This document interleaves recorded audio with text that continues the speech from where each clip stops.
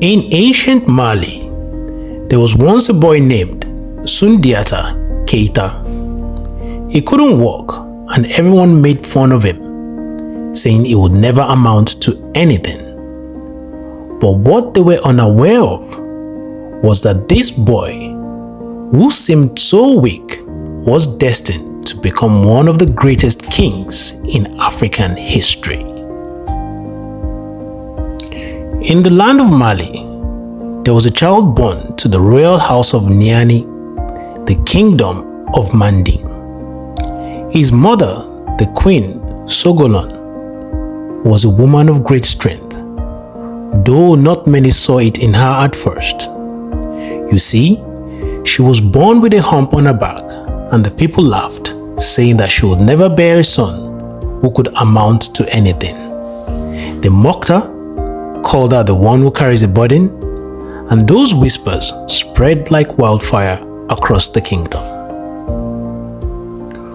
But the earth, my friends, the earth does not forget.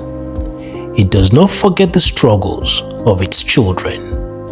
And so, Sundiata, the boy born from this woman who was burdened by the weights of others' scorn, was destined to become more than they could ever imagine. But it was not easy. No, not easy at all. For you see, when Sundiata was a boy, he could not walk. He was crippled, his legs were weak, and his enemies laughed at him more than they laughed at his mother. His own half-brother, the one who claimed the throne for himself, Kaba, laughed and said of Sundiata, "This boy, this cripple, will never amount to anything." But don't be fooled by a silent moment, my friends. For sometimes, the wind whispers its secrets before the storm breaks. And so, one day, when young Sundiata was called upon to stand, his mother spoke to him softly, "Rise, my son, for you are more than what they see. You are a lion, the heart of the Manding people.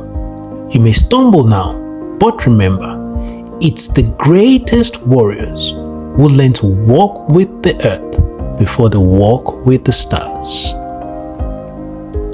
With those powerful words, Sundiata stood, not on his own two legs at first, but with the strength of his heart. He took one step, then another, for it was the prophecy that had been spoken before his birth, that this crippled boy, against all odds, will rise to be the greatest king of the Mali Empire. And rise he did. But as usual, there were enemies. Oh, so many enemies. The sorcerer king, Sumanguru Kante, a man whose power was so dark, so fearsome, it made the sun itself seem to hide its face.